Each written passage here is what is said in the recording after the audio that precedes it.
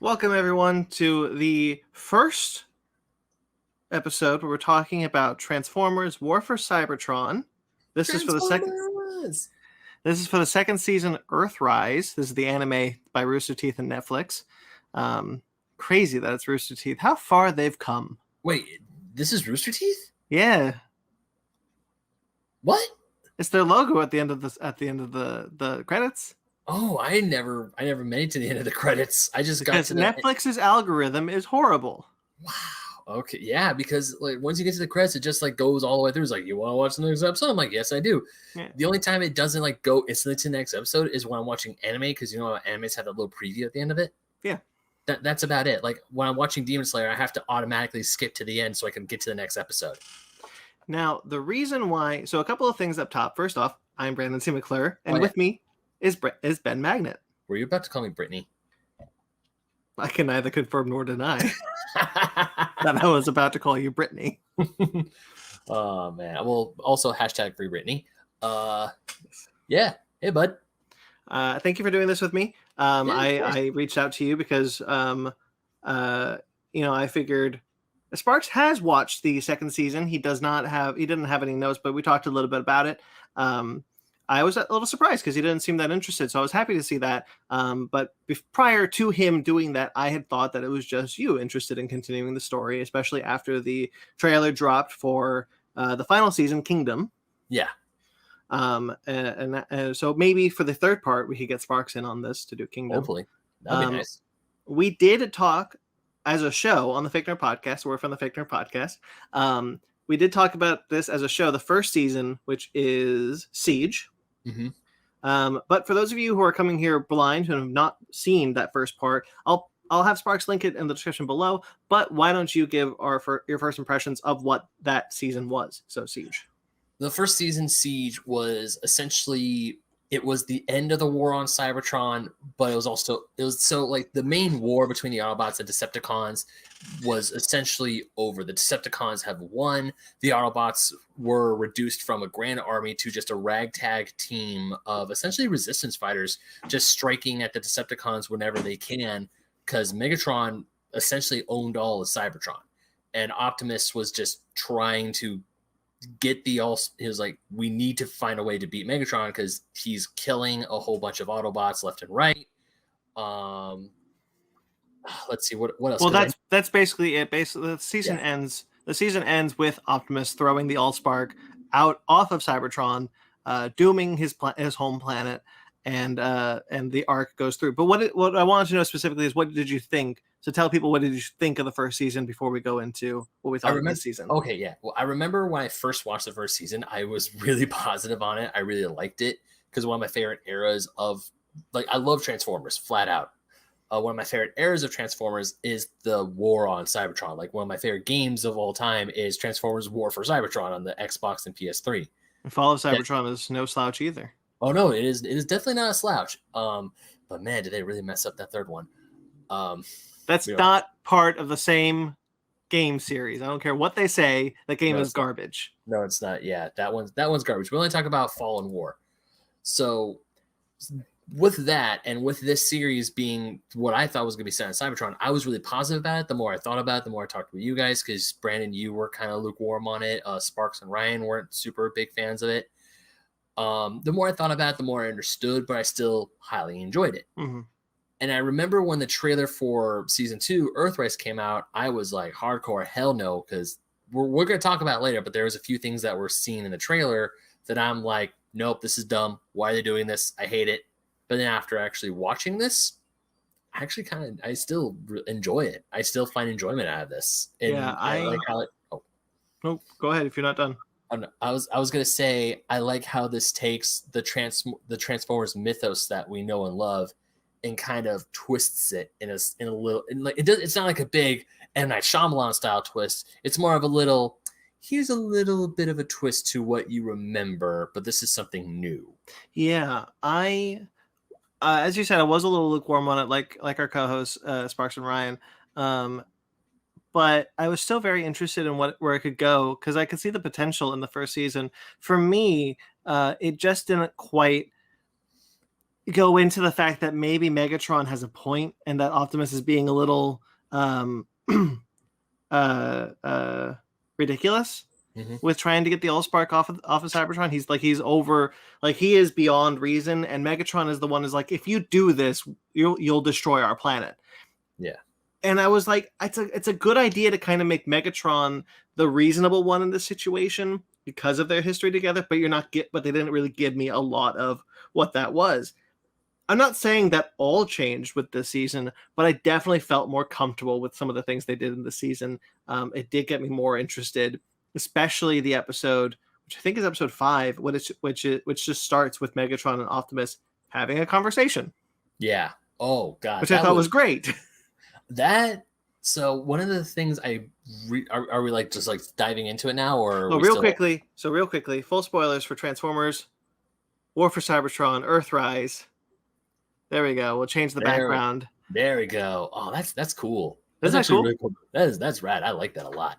So if you're coming at this, we're talking about Transformers War for Cybertron, Earthrise. So let's get right into it. The second season.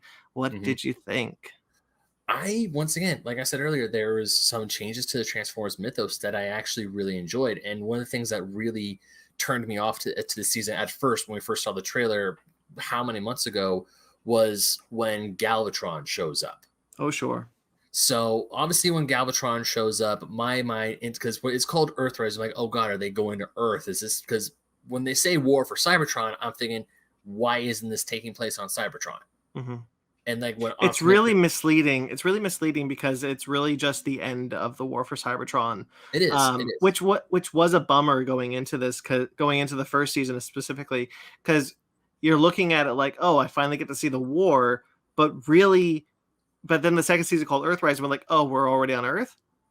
Yeah. What happened? It's weird because it's a bit of a bait and switch where you think it's going to go one direction and then it goes a completely different direction. Yeah. And also what I have to give props to the season. It doesn't forget the Autobots that stayed behind, because at the end of season 1, Alita 1, Jetfire, and a few other Autobots decide to stay behind, while Optimus, Ratchet, Ironhide, and Bumblebee go on the Ark and they go try to find the Allspark. And Cog. Let's not forget about Cog. No. Oh my God, Cog! Holy crap! That was okay. Obviously, Transformers die in both seasons. I forgot who was Alpha Trion was the big death in season 1. Well, Alpha Trion died before season 1. Yeah, you're right. Alpha Trion did die before. It's been a while. Yeah. I probably should have watched season 1 before I started Earthrise.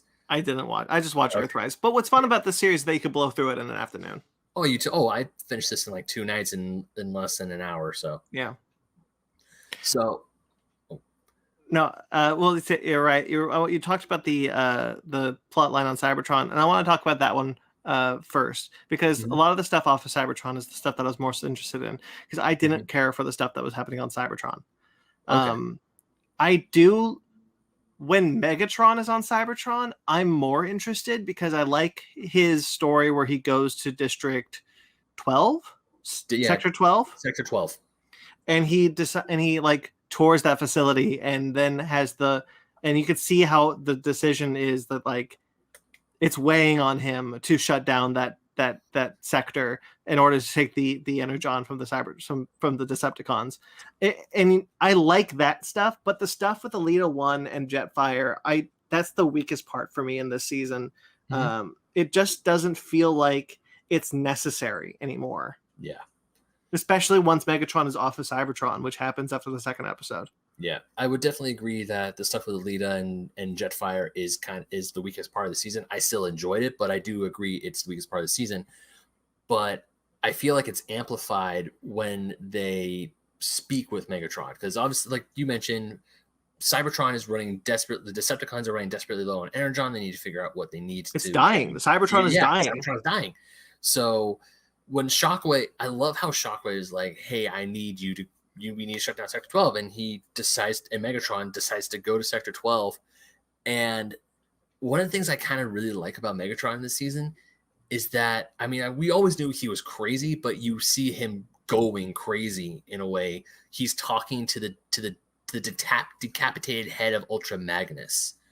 He's you like you said Yeah. earlier, it weighs on his decision to shut down Sector 12 weighs on him, but you can easily like when that one Decepticon is talking, was like, I was there when you were first in the pits. Ever since then, I knew you were the one to lead us. I knew you were the one to bring us out from the brink and all this stuff, like a true loyal Decepticon.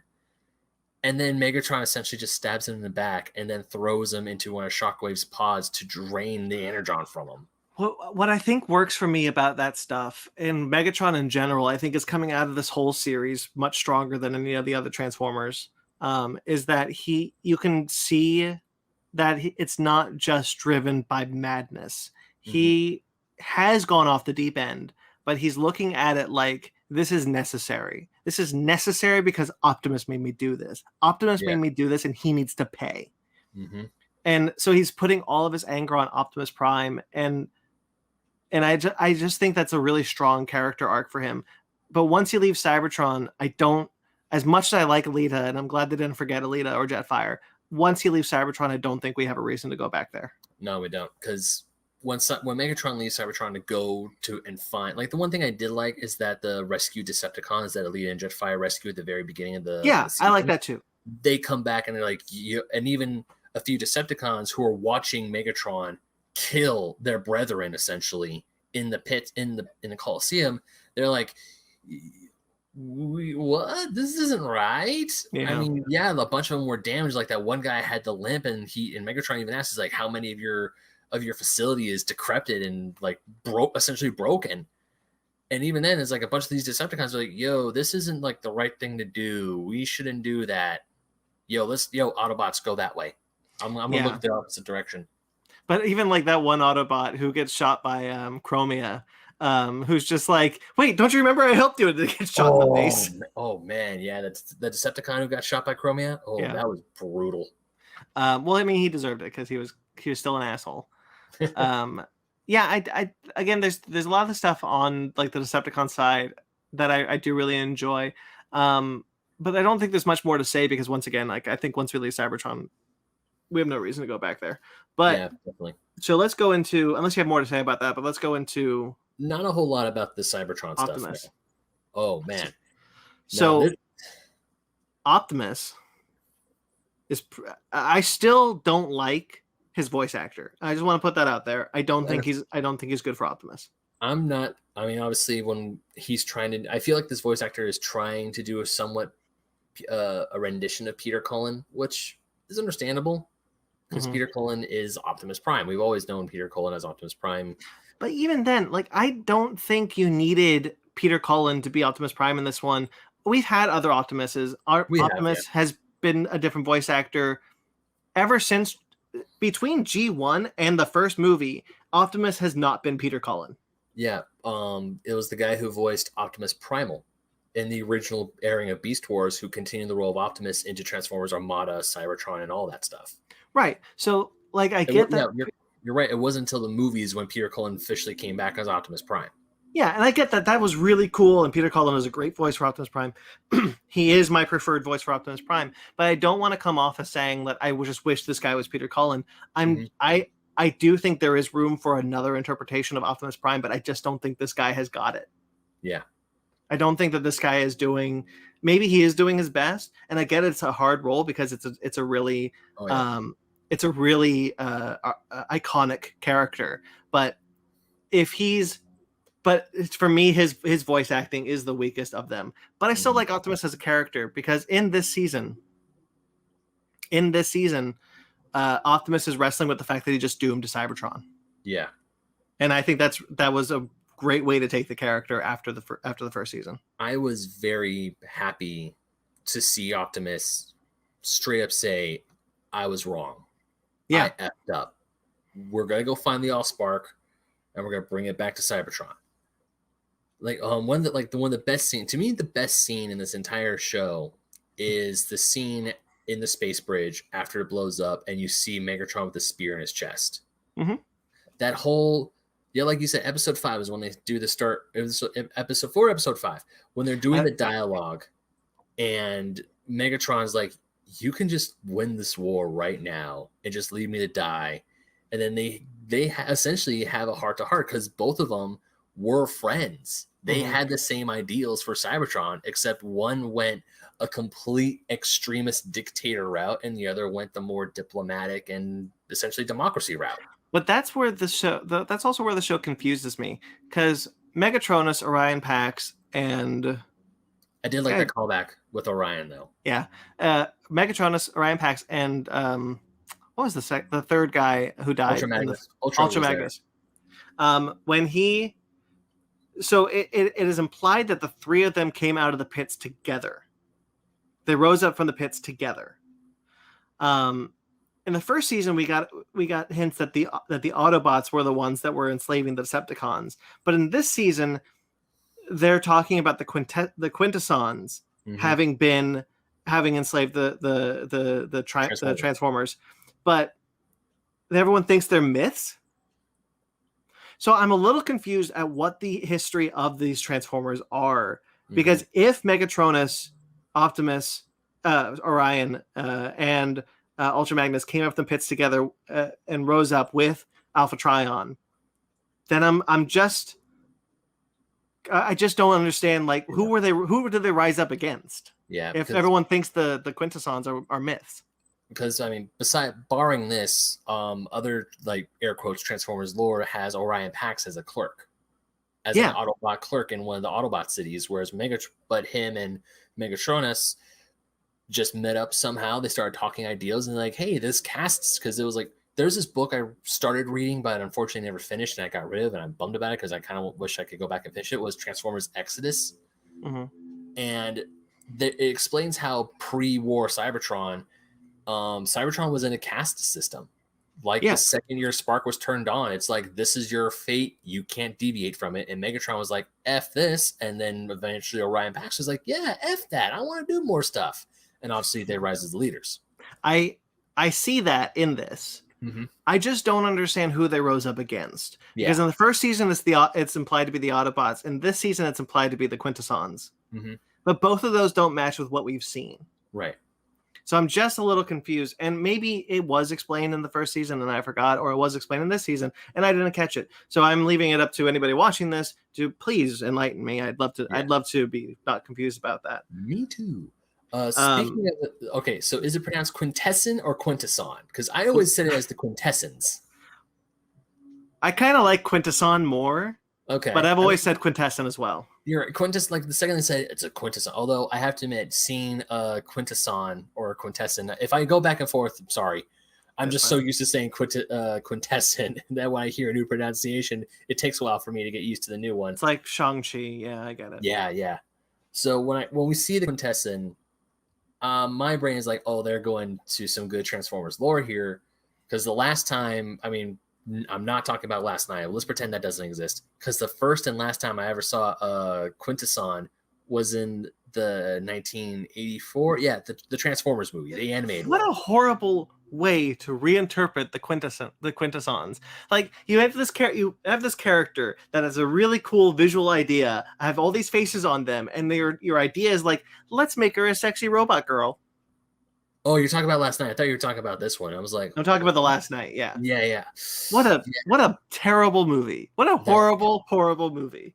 The only good thing I can say about the movie is with the robot sword fights were pretty dope, but that's the only good thing I could say about that movie is that it ended.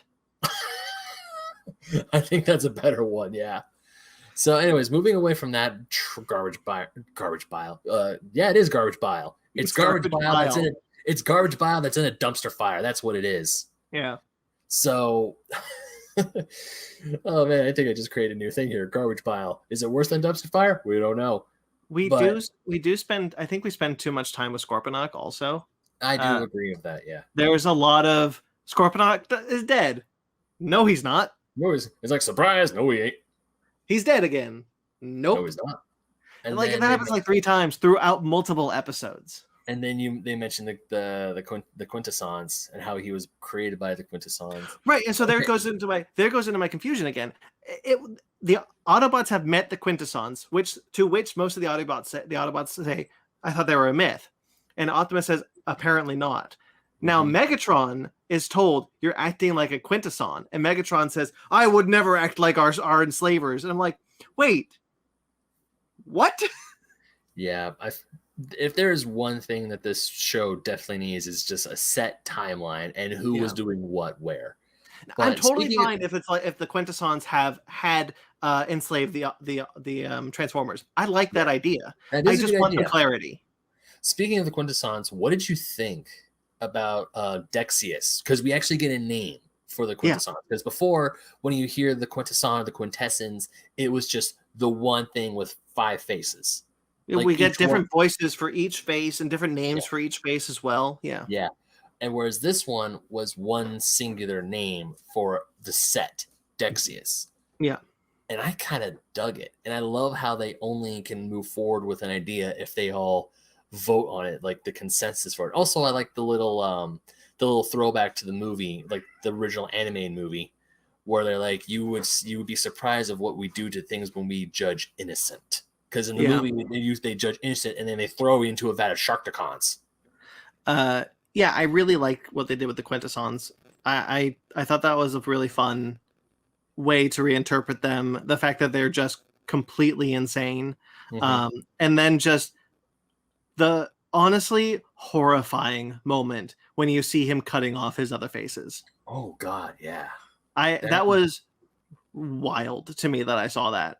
I didn't know that they can do that. I thought it was one cohesive. It was kind of like a hive mind where one has a certain personality trait, and then when you see the cutting off all the faces was like that was one of the things I was telling you earlier about how this show and this season especially gives you twists about what you think you know about the Transformers. Like I would have never thought a Quintesson could cut off their other faces and the one remaining one be the dominant personality. I kind of wish I wish we didn't lose the Quintessons until the last episode. But both episodes that they're in, I felt their presence. I like the last 3 episodes more than like the first 3 episodes of the season. I think that the Quintessons were a really well developed villain that I wish we saw more of. I wish they kind of like played a more through line, less Scorponok, more Quintessons. Yeah, I agree with that. One of the things I actually do like is remember when Double Dealer showed up near the end of the show? Yeah. It took me a while because when I was watching, I was like, why is he talking weird? Because he was like talking differently, and also his eyes kept blinking different colors. Like one of the things I do like about Transformers is that you know who's an Autobot and who's a Decepticon, not just by what their emblem is, but also by the color of their eyes. Decepticons are red, Autobots are blue. Mm-hmm. And I kind of dig that. But when I'm watching Double Dealer, his eyes going back and forth from red to blue, I'm like, that's not normal. Something's weird here. And then, of course, Dexius shows up. I'm like, oh, shit, that's actually kind of cool. I like that. Cog's heroic sacrifice. Oh, Rip Cog. Rip Cog. I never thought I'd feel sad about Cog's death. A character I didn't know existed until I thought he was just like, I really like when he shows up and he's just like, Optimus, what are you doing? And he's like devastated that Optimus looks like he's about to kill Megatron. Mm-hmm. And then he gets blown out the airlock and I'm like, okay, that's it. That's the end of Cog. And then he shows up on the other ship and gets killed by the Quintesson. And just blows up all the other Transformers that are on that ship. And then he like sits in the chair and is like, this is Cog. If anyone can hear me, I've set the thing to overload. And it was like stop firing on the enemy ship. Oh stop firing. Yeah, you're right. Stop firing on this. I'm here. And unfortunately, it gets blown up anyway. But it was Cog and this other Transformer who just gets wrecked. This red one, the red one that looks exactly like Cog. I don't know if that's supposed to be a Star Trek joke, but if it was, haha. Gets killed instantly. Yeah, it gets stabbed by Scorponok's tail when Scorponok shows up. I liked the idea of Scorponok. I did too. I think that is a good. I like Scorponok as a design, and I like his transformation. And I like the idea that he was a transformer that was created by that his species was created by the Quintessons, and they didn't rise up. Mm-hmm. And they were always enslaved by the Quintessons.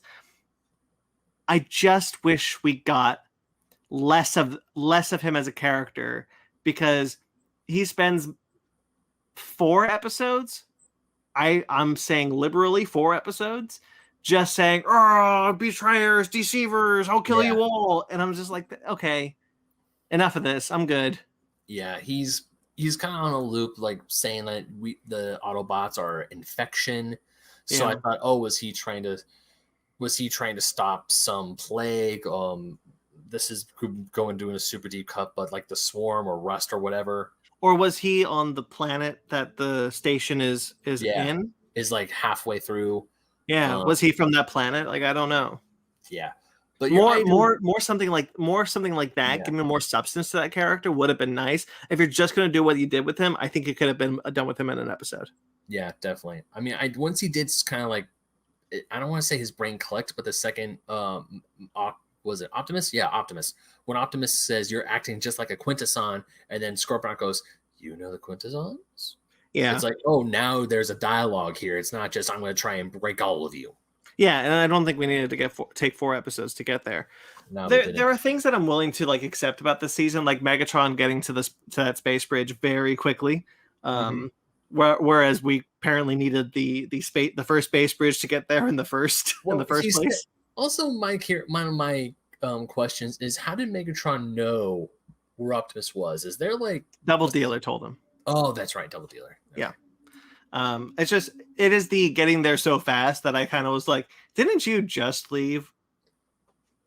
That ship is very fast. And of course, when Shockwave kept mentioning is like Project Nemesis, I'm like, Nemesis Prime already? Damn. Well, yeah, it's in the video game, in the Fall of Cybertron video game, that ship is actually Trypticon. Oh yeah, because you have Omega Supreme in the game, and then you have Trypticon. Yeah, which was a really cool scene. Anyway, that game is so good.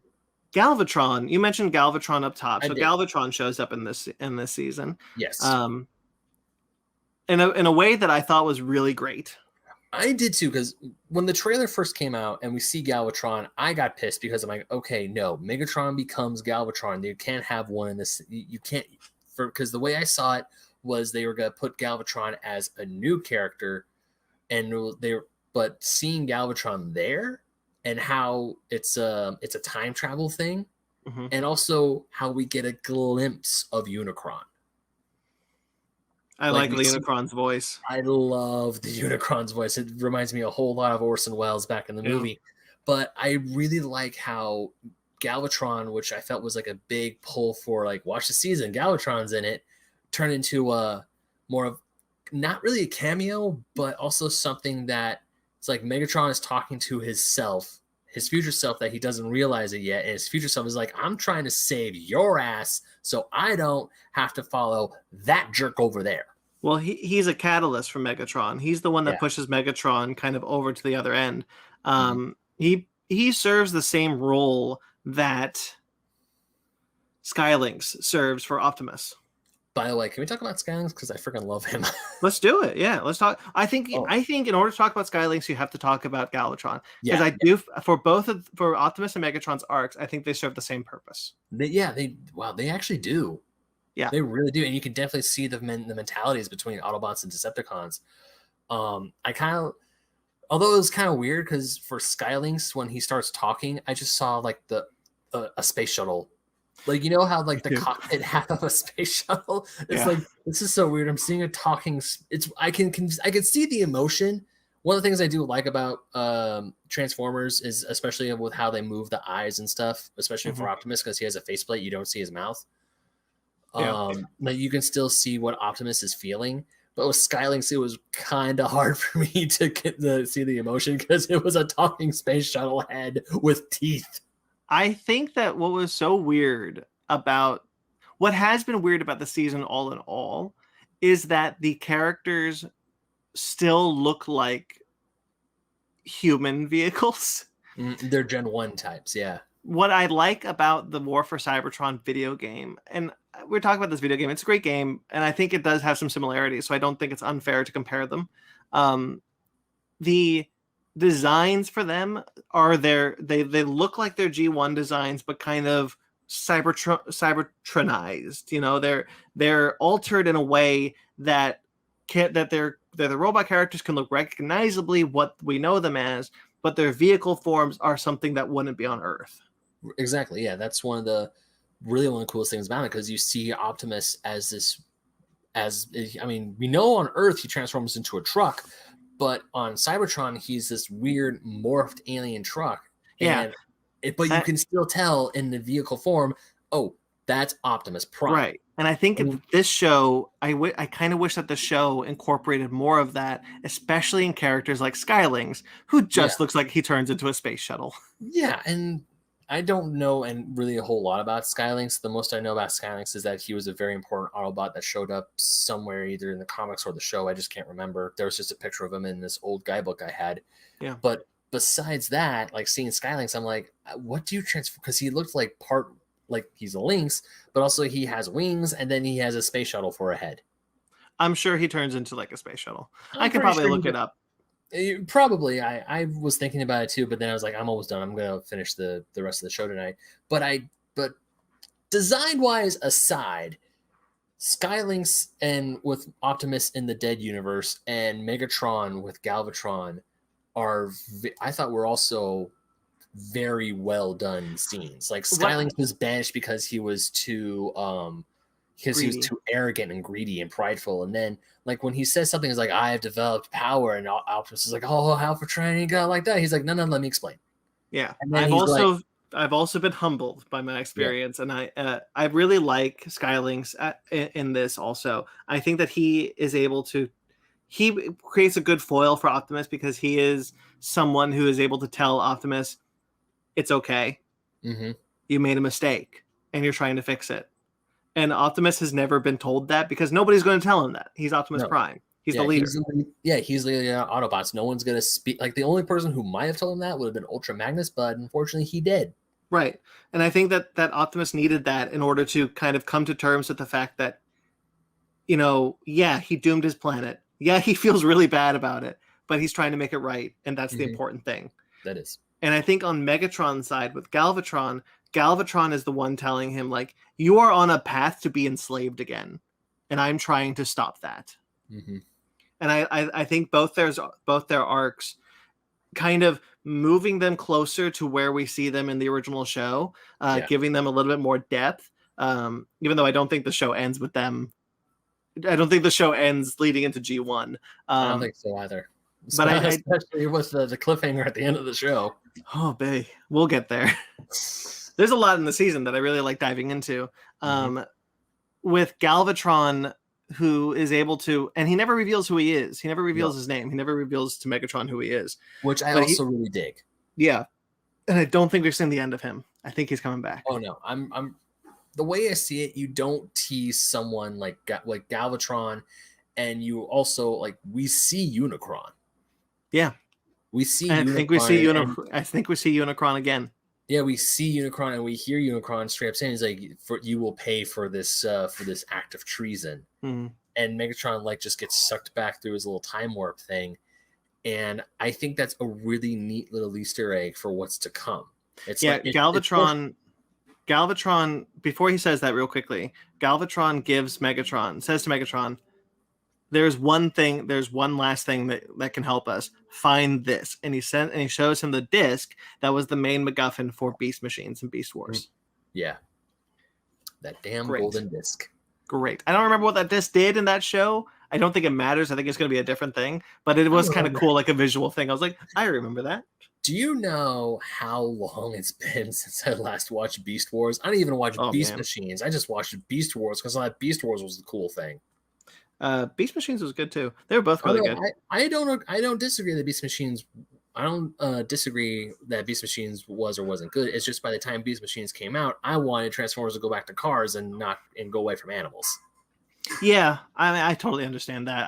I think I prefer the vehicles more as well. But Galvatron's inclusion to Megatron with Megatron.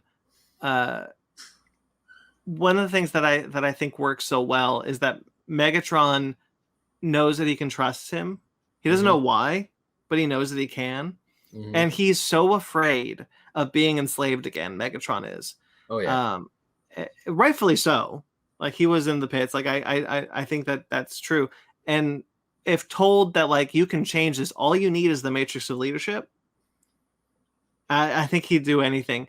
And that leads into the final confrontation between Megatron and Optimus, where Optimus is trying so desperately to get Megatron to forgive him. Just say you forgive me. Just say you forgive me.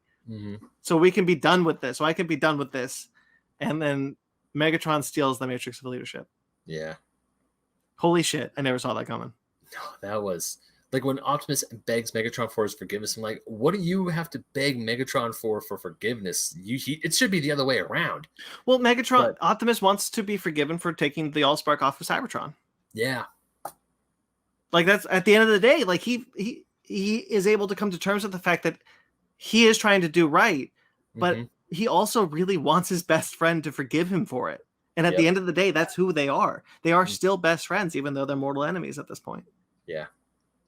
That's why they're willing to work together in episode 4 or 5.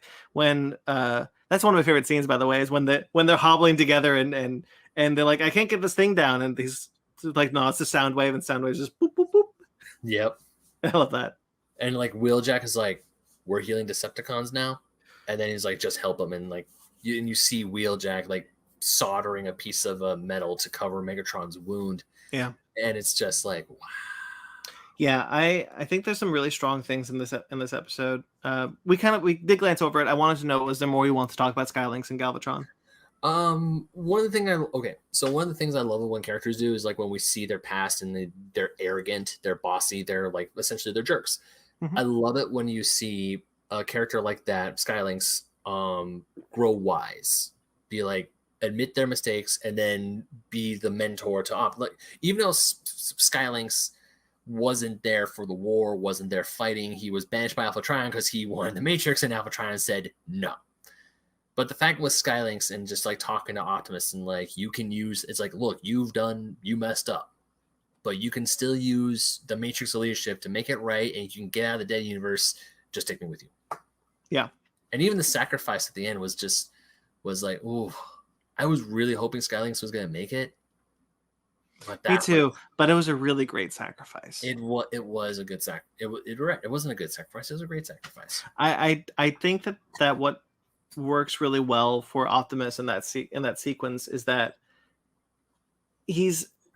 Skylinks like shows him what he did on Cybertron, and so Galvatron is also showing him what he did on Cybertron.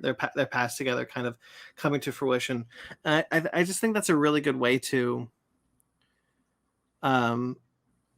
move their arcs into the next season. And I hope it does pay off, because I would really hate because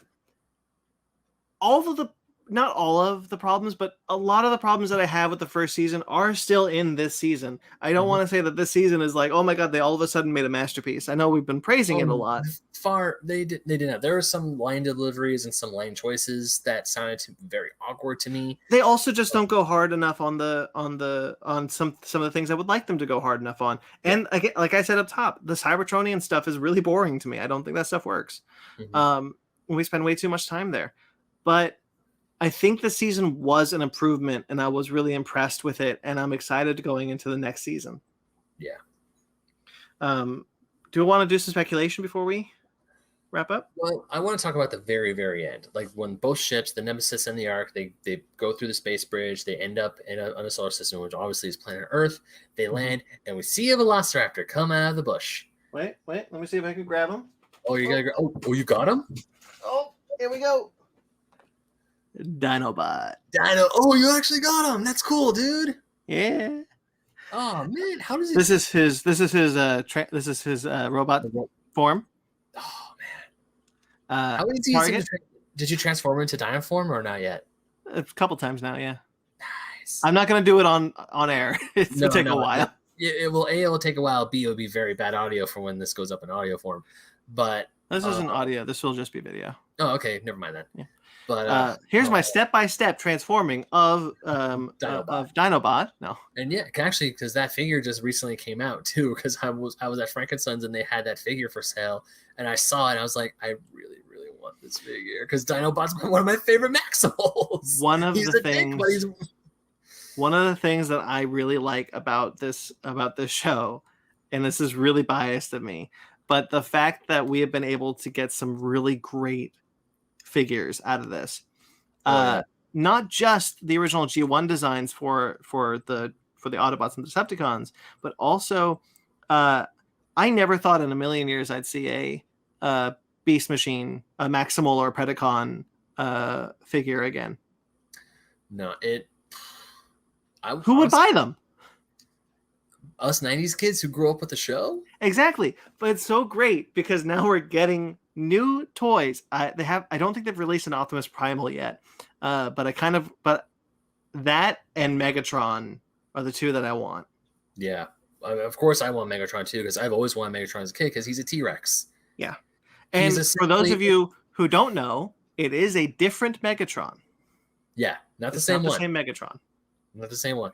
That the Beast Wars and Beast Machines Megatron took the original Megatron's name because he's just like, that's the name of power, and I like that, so I'm Megatron now, bitches. But not the original Megatron name, because the original Megatron was a Prime, Megatron Prime, who Megatronus took the name from. Mm-hmm. Well, I thought it was Megatronus, and then he took the name because it was Megatronus Prime. And then it's Megatron Prime. Oh, okay. So Megatronus and Orion Pax knew each other as young bots. Uh-huh. Megatronus admired Megatron Prime in the old days and took the name Megatron Prime and took the name Megatron because he was hoping to become the next Prime. Obviously, it didn't happen. Mm-hmm. Now that's a continuity, and I think for this show, if this Megatron was originally called Megatronus, then he just took Megatron to just change his name. Because I don't think I get the impression that there weren't that many Primes prior to the show. Yeah, we don't get a lot of it. If they do like the Transformers lore that a lot of diehards and maybe not in case of casuals know, there were 13 Primes. One of them betrayed the other, became the Fallen. Yep, and that's in that second movie. That's horrible. Yeah, we're not going to talk about that movie. We're talking about the other stuff. How did that not become the worst Transformers movie? Anyway, I didn't think they could make a worse movie. Dude, I don't want to get into it. All right. Anyway, I have beaten that dead horse so many times. I'm just done with it. Listen to our commentary for that movie. Yeah, that was fun. But let's see. What was I gonna say? Do you want to do some rampant speculation? Dinobot. So we see this Velociraptor, and of course, I mean, I knew he was going to show up, but still, if this was the first time, if I was completely blind, I'm like, that can't be Dinobot, can it? Like, you see the eyelid go, and it's like a zoomed in view. It's like, oh shit, it's Dinobot. We're getting Beast Wars. So I'm really interested to see how they tie Beast Wars / Beast Machines into this. Well, one of the things that okay. Let's just do some rampant speculation. I'm going to base what my theory is on the original Beast Machines and Beast Wars show. Mm-hmm. Originally, that show was not set on Earth. It was set on an alien planet that had an abundance of energon. However, it was then revealed, retconned, to be Earth because they wanted to do an episode where they found the Ark, mm-hmm. and the Autobots were still in suspended animation. Mm-hmm. In that original show, that's how Optimus Primal gets the Matrix of Leadership also for like a bit. There's also a whole thing where Starscream takes over the Wasp. Waspinator, I think is her name. Yeah, as a ghost. Which is weird because it's time travel. Anyway, but the idea is that the future of Cybertron was the Maximals and the Predacons, and mm-hmm. through a fight, they go through a time portal and end up on Earth in the prehistoric past, mm-hmm. where they run into the Ark. I think a similar situation has happened in this show. I think in this show, the Maximals and the Predacons are from a future Cybertron, and they have come to the past on accident, and that's where we meet them. Okay. But I'm a little concerned because we didn't find out what happened on that planet that had the space bridge inside of it. That's where they came from. And it's not, and they're actually just a different sect created, and that's where Scorponaut came from also, and it's a different sect created by the Quintessons. Because I don't think we got an ending to the Quintessons in this season. I don't think so either. I don't want that necessarily, but it is weird that they left that plot thread dangling. Yeah. In this season. Yeah. But still, I kind of like how there's like a whole time travel hubbub. The fact that Galvatron showed up makes me think that we're doing the time travel thing. Yeah. And I think that in this season, we have potentially 3 Megatrons. And we thought one Megatron was bad enough. Nope, you got 3 this time. Yeah. Good luck. I'm really interested to know what happens in this last season, because it's a lot. You're introducing the Predacons and the Maximals, and you're introducing... You've got to... I'm sure we're seeing Unicron. You got to wrap up the Quintessons. Mm-hmm. I'm sure we're seeing more of... whatever that planet was. Maybe we don't... I don't necessarily need it, but I'm sure that was left unexplained for a reason. Mm-hmm. I don't know. I'm excited for this last season, because I did think that this season was an improvement. Yep. But we'll see. Yeah, that we will. I do agree that this season was really interesting, because with the first one, I was like, cool, we're gonna see the war for Cybertron. It's like, well, you are, and you're kind of not. Yeah. And seeing really the ramifications, like seeing what was happening after Optimus chucked the Allspark in through the space bridge and how everything is going on with them, it was still kind of satisfying. I was like, oh, this is like I said earlier, there's twists, but it's not like M. Night Shyamalan style twist where everything is different, where everything you knew. It's not like everything you knew the whole movie was wrong, like in Sixth Sense. Do you think we'll see Omega Supreme again? I don't know. Yeah. He did just kind of disappear. Yeah. Well, technically he's a guardian or something like that. Right, but he helps the Autobots, and then he's gone. He didn't show up at all in the season. That was weird. Yeah. He just bounces. So I don't think so.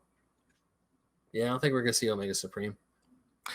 I would kind of hope we do. Because again, I do think that some of these, sometimes they just kind of drop a plot thread, and I kind of wish we knew more. We're also getting supposedly Nemesis Prime in this upcoming season. Yeah, I think that's pretty cool.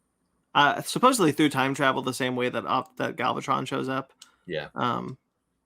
Yeah, I'm excited. I'm looking forward to it, and we will do another. Enough, yeah, that we will. I mean, funny enough, when you first told me about the whole Galvatron time travel bit, I was like, oh, that's what they did? I think I actually will watch this show. Yeah, that's what sold you on it. That is, because when we first saw the trailer for this, I'm like, nope, I'm out. And now we see the trailer for Kingdom, and I'm thinking like, they got Beast Wars, like we got Optimus Primal, Dinobot, Cheetor, and Rat Trap. Even though Rat Trap's my least favorite. I really did not like Rat Trap. Rat Trap is most people's least favorite. Yeah, I just did not like Rat Trap. I mean, that's fair. Are we gonna get that spider girl who, the spider robot who switches sides? I don't know, but you know who what was her name? What was it? Arachnid? No. Arachnid? I don't remember all of them. Yeah, Arachnia sounds right. Yeah. Okay. For sake of argument, it's Arachnia, because I remember in watching Beast Wars. Beast Wars was on before Digimon, so I would watch Beast Wars by proxy in order to watch Digimon. What a great hour of television! Just so good. It was on Fox Kids. Digimon was on at 4. Beast Wars was on at 3:30. So I had to watch. So I watched Beast Wars before I watched Digimon. Fox Kids ruled. I hold that Fox Kids was better than Kids WB. You know what? For the show, like Kids WB had Pokemon, and then Fox Kids had Digimon, NASCAR Racers, Escaflowne. Damn, you're right. NASCAR Racers. Oh man, that's a callback. I preferred Kids WB had the Justice League and Batman Beyond. So obviously, like I love that. But as a programming block, Fox Kids always spoke to me more. Kids WB also had the Mega Man NT Warrior show, which I was a huge fan of. I'm a Mega Man show, so of course I watched it. Sure, yeah. All right. You know what, we can agree, like the two best Saturday morning cartoon blocks were Fox Kids and Kids WB, because ABC One Saturday morning, I mean, cool, it had recess, but everything get out of here.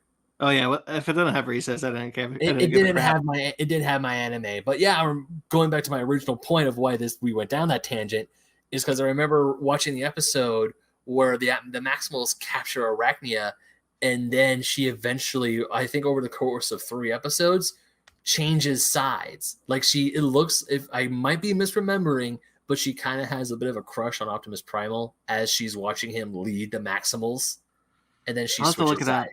Yeah, I'll have to look it up. but But I I'm remember she interested. switches sides. So there are new characters that I've noticed in the toy line. There are new characters in the